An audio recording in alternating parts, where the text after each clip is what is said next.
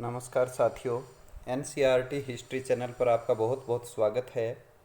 और आज हम इतिहास विषय की 7वीं कक्षा का प्रथम अध्याय पढ़ेंगे और जिसका शीर्षक है हजार वर्षों के दौरान हुए परिवर्तनों की पड़ताल। वास्तव में इतिहास की परिभाषा भी यही है कि वह परिवर्तनों का अध्ययन करता है। कब आए परिवर्तन, क्यों आए और उन परिवर्तनों के प्रभाव क्या रहे। तो आइए शुरू करते हैं आज का अध्याय। यहाँ पर इस अध्याय की शुरुआत में आप एक मानचित्र देख रहे हो और यह मानचित्र एक अरब भूगोलवेत्ता अल इदरीसी के द्वारा बनाया गया था 12वीं शताब्दी में 1154 एडी में, मतलब ईस्वी में इस मानचित्र का एक अरब भूगोलवेत्ता द्वारा निर्माण हुआ। और यहाँ पर आप देख रहे हो ये मानचित्र आपको उल्टा दिखाई दे रहा है। उल्टा का मतलब है कि आमतौर पर आजकल जैसा चलन है कि हम उत्तर दिशा नॉर्थ को ऊपर की ओर रखते हैं, जबकि इस मानचित्र में साउथ को ऊपर की ओर रखा गया है। यहाँ पर आप ये भी देख रहे हो कि ये पैमाने के हिसाब से भी ठीक नहीं लग रहा है, क्योंकि श्रीलंका को काफ़ी बड़ा दिखाया गया है और इसी तरह से जो हमारा दक्षिण भारत और उत्तर को सही से नहीं दर्शाया हुआ है। यहाँ पर आप देखिए कैसे पर्वत और नदियाँ दिखाई गई है दक्षिण भारत उत्तर भारत में, क्योंकि तब तक मानचित्र विज्ञान इतनी विकसित नहीं हुई थी। चलिए आगे बढ़ते हैं। और अब ये दूसरा मानचित्र देखिए आप। इस मानचित्र को बनाया था एक फ्रांसीसी गुइलाम द लिसले ने। और ये देखिए दक्षिण भारत, श्रीलंका और सब कुछ बहुत ही अच्छे से प्रदर्शित किया गया है। और मानचित्र को ऊपर जैसा आजकल है नॉर्थ दिशा को ऊपर दिखाया गया है।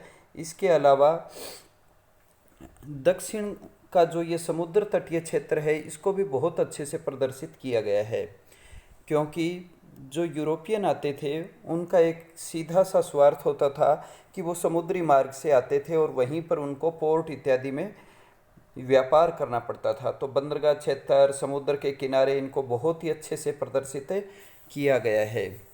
तो देखिए कि तब तक मानचित्र विज्ञान काफ़ी विकसित हो चुकी थी, चूँकि आप सबको पता है कि यूरोप में पुनर्जागरण आ चुका था। पुनर्जागरण का अर्थ था कि पुनर्जागरण से पहले, जो कि 1453 एडी से हम मानते हैं, उससे पहले यूरोप का और ज़्यादातर दुनिया का मानव धार्मिक आधार पर ही सभी विषयों का विश्लेषण करता था, जबकि पुनर्जागरण के बाद में तर्क और विज्ञान के आधार पर उसने हर चीज़ की व्याख्या करनी शुरू की।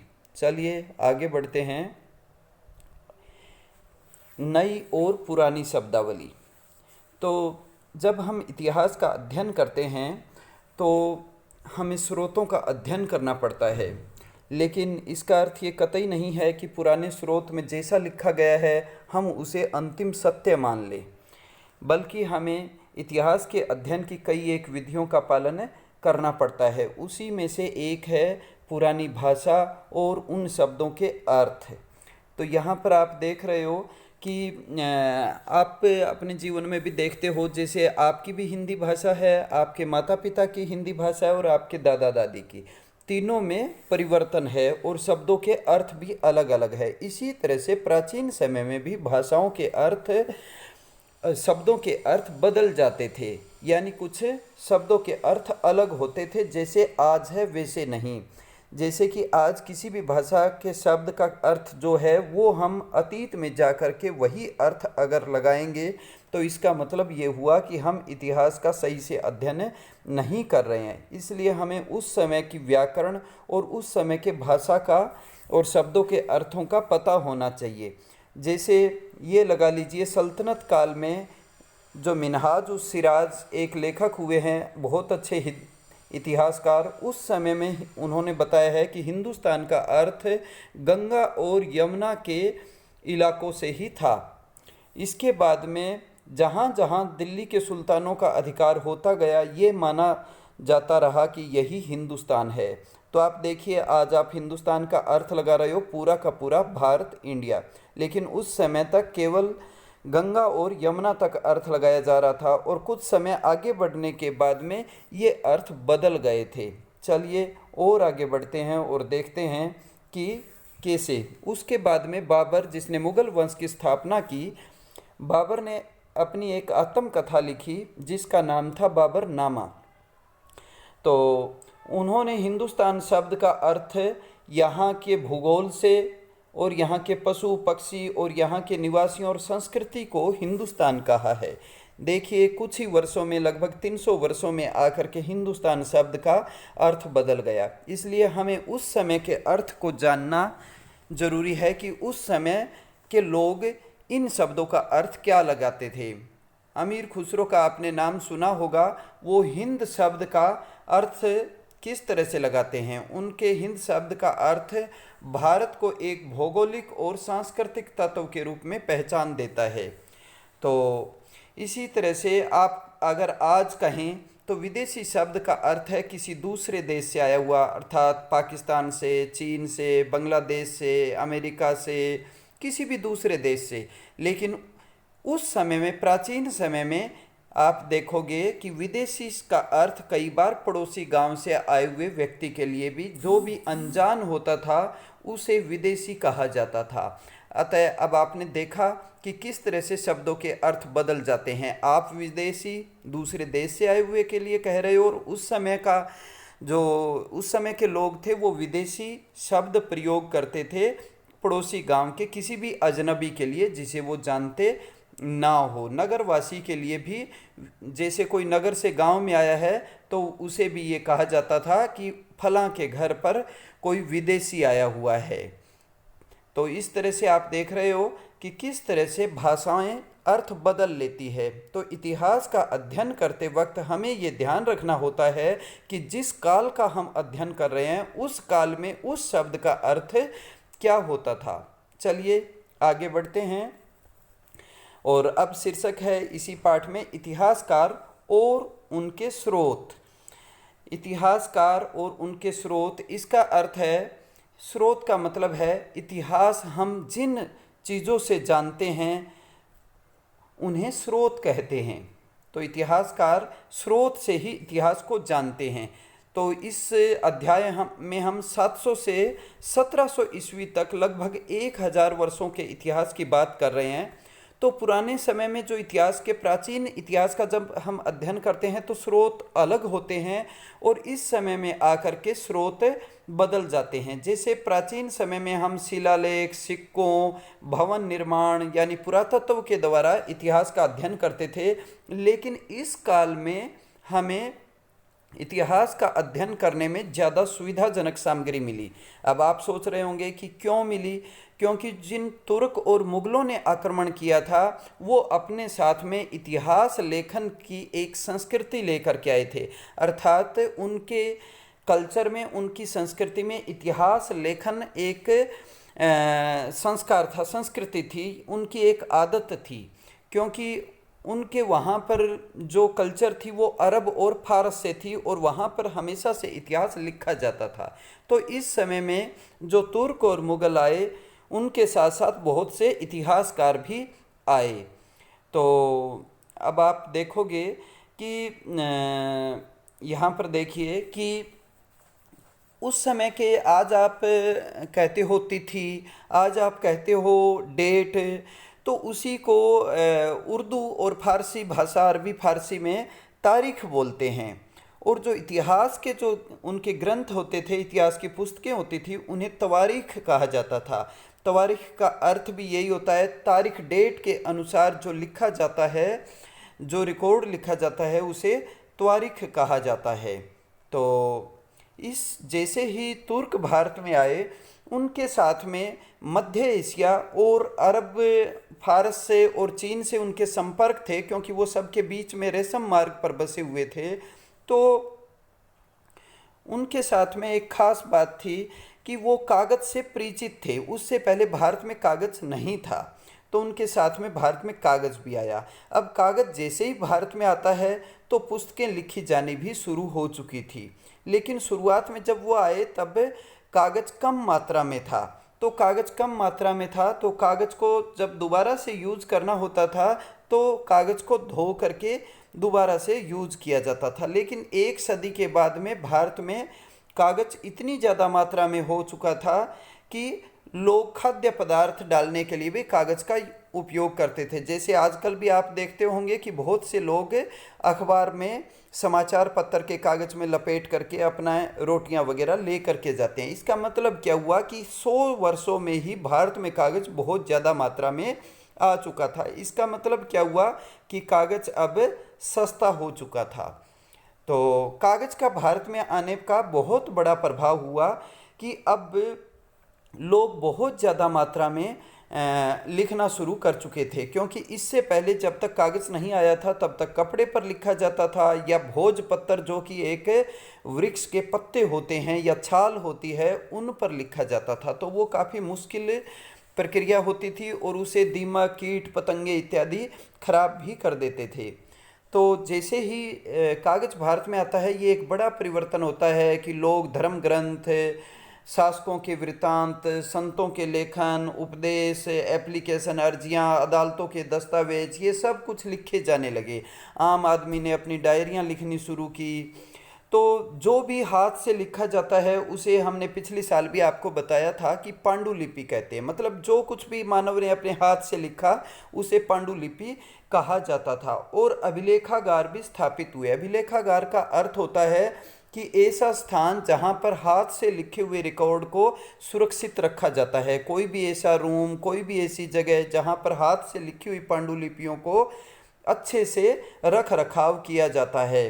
तो ये पुस्तकालय से थोड़ी अलग है, पर उस समय में पुस्तकालय और अभिलेखागार एक ही होते थे, तो पूरा का पूरा वहीं पर रखा जाता था।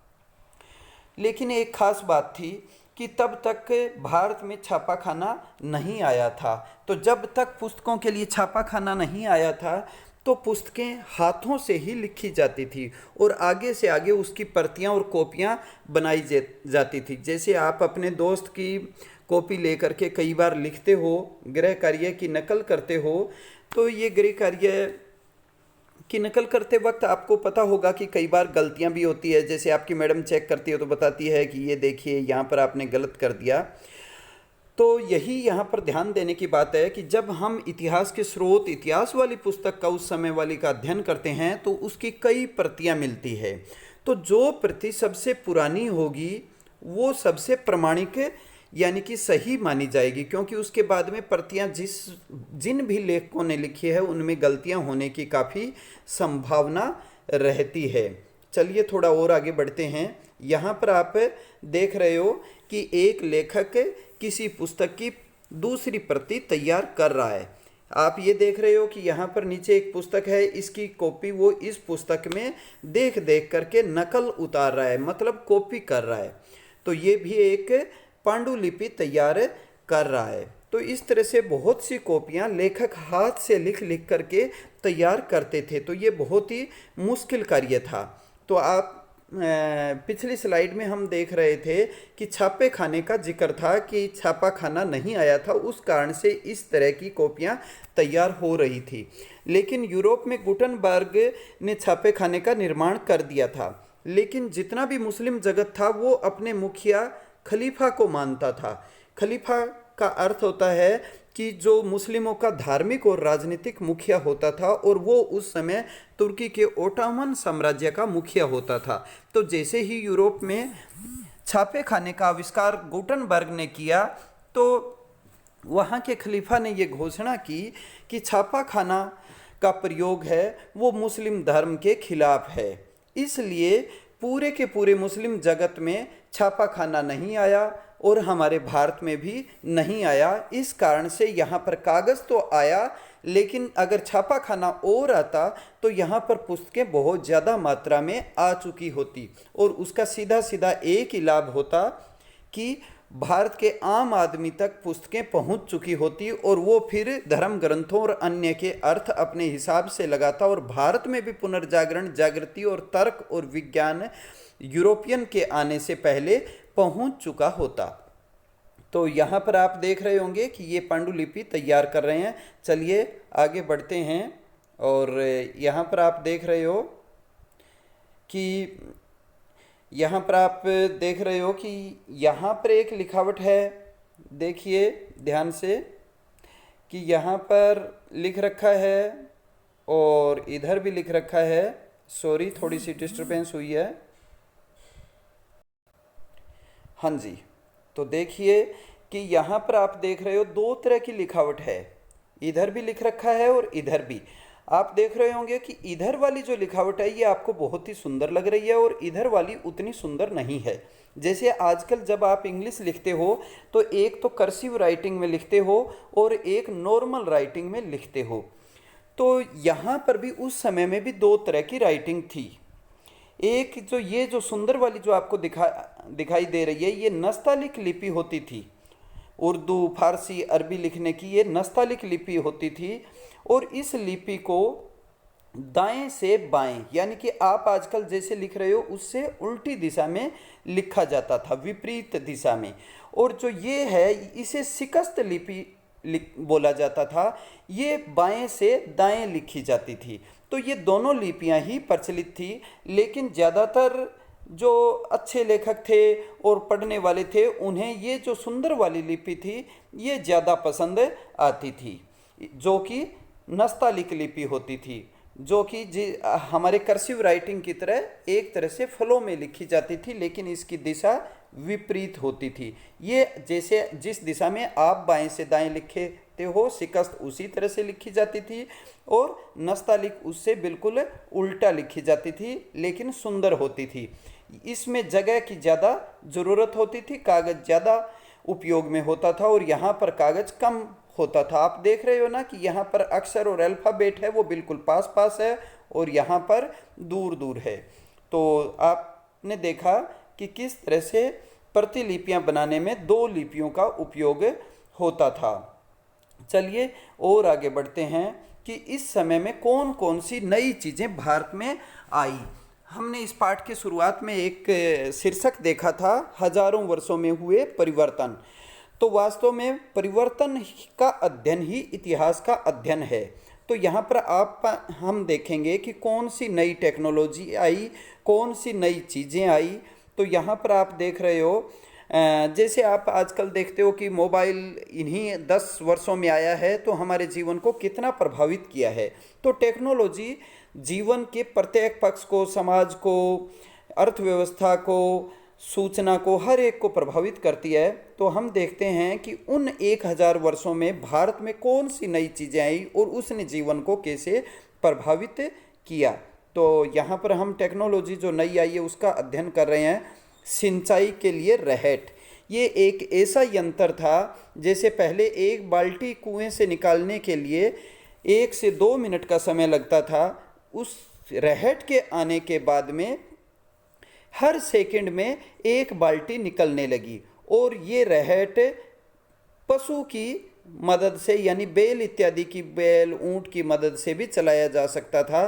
तो इस तरह से एक व्हील होता था और उससे बाल्टियां कंटिन्यू चलती रहती थी, प्रति सेकंड 1 बाल्टी आ सकती थी। अब देखिए सिंचाई के लिए जैसे ही रहट आया तो इसका सीधा सा प्रभाव क्या होगा कि खेती को पानी ज़्यादा मिलेगा। खेती को पानी ज़्यादा मिलेगा तो इसका सीधा सा प्रभाव क्या होगा कि पानी ज़्यादा आने से फसल ज़्यादा होगी, फसल ज़्यादा आने से किसान के पास में ज़्यादा मात्रा में होने से वो भी उसकी डिमांड बढ़ेगी और सरप्लस जितना भी ज़्यादा मात्रा में अनाज पैदा होगा वो उसकी बिक्री कर सकता है। तो इस कारण से कृषि क्षेत्र में क्रांति आई। इसके अलावा कताई के लिए चरखे का प्रयोग हुआ। पहले जितनी कताई की जा सकती थी, चरखे के आने के बाद में उससे 100 गुना तेजी से धागे का निर्माण होने लगा।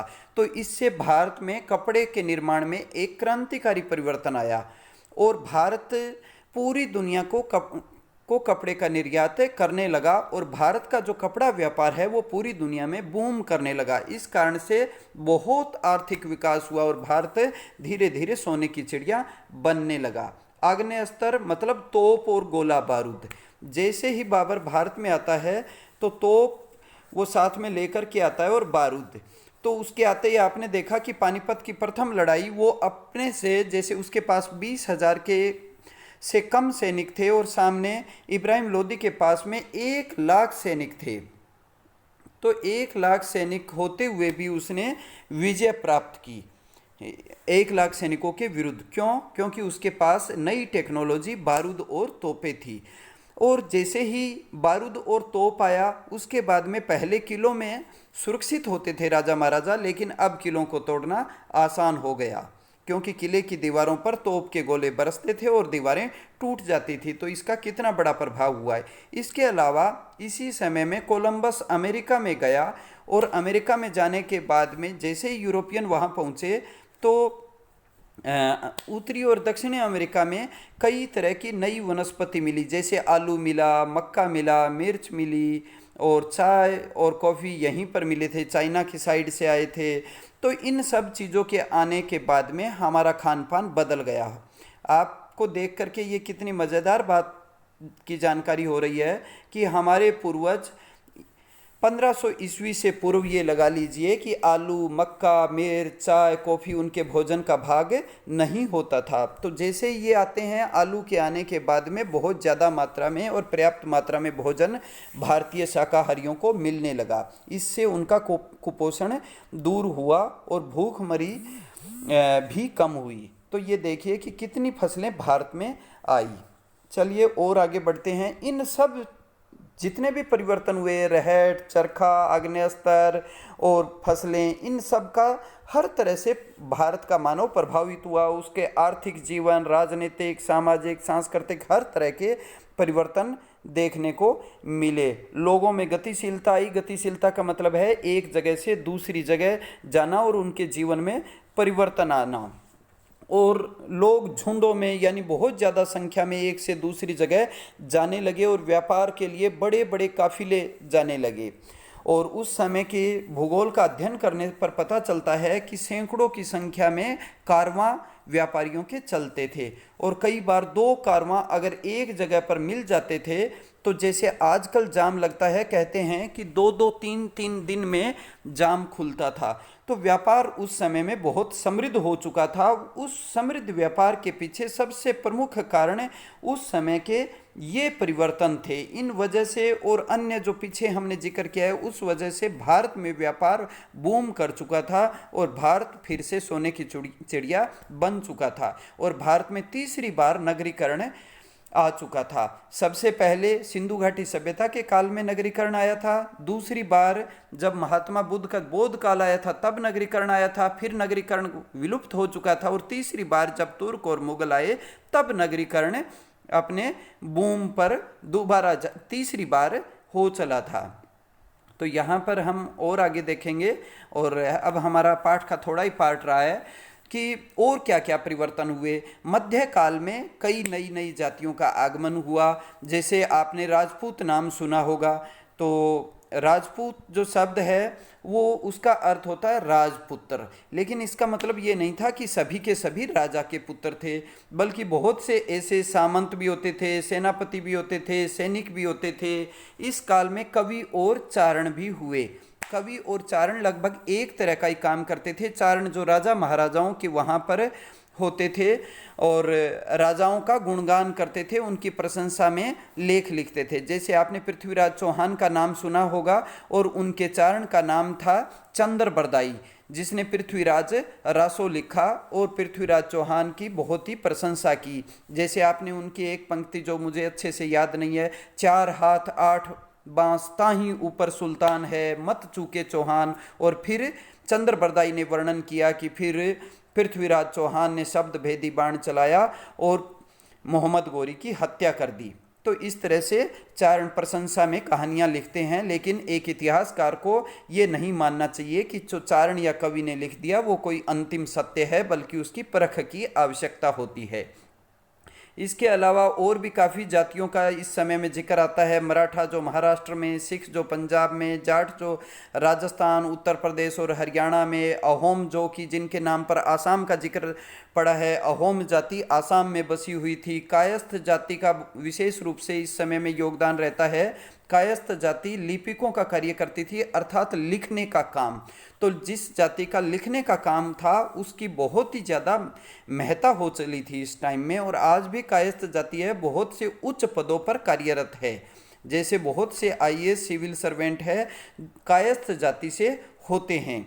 चलिए, इसके अलावा उस समय में खेती के विकास के लिए जंगलों की कटाई हुई। तो जैसे ही जंगलों की कटाई होती है तो वनों में रहने वाली जनजातियां और वनवासियों को जो पुराना सिस्टम होता था जीने का उसको बदलने की ज़रूरत पड़ी, क्योंकि अब वन नहीं रहे।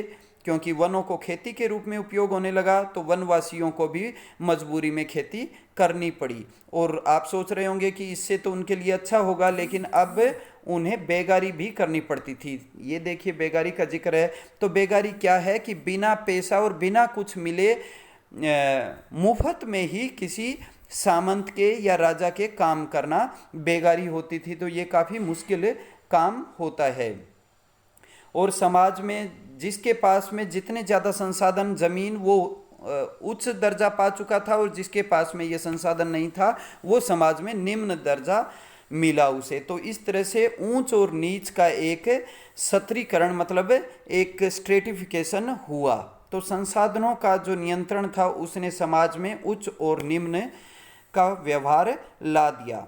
तो इसके अलावा गांव में जाति पंचायतें गठित हुई, और पंचायतों का गांव में एक जो बड़े बुजुर्गों की एक सभा होती थी वही न्याय करते थे, और वही पूरे गांव का प्रशासन भी चलाते थे। तो आशा करते हैं कि ये पाठ आपको अच्छे से समझ में आया होगा, और आपने वैज्ञानिक दृष्टि से इतिहास को समझने की कोशिश करेंगे, तभी वो इतिहास को हम सही दृष्टिकोण से इतिहास मानेंगे। आप सबका बहुत बहुत धन्यवाद। और आप सबसे निवेदन है कि भविष्य में इस तरह की वीडियो पाने के लिए आप हमारे चैनल को सब्सक्राइब करिए और ये घंटी वाला बटन दबाइए। आप सबका धन्यवाद। जय हिंद, जय भारत।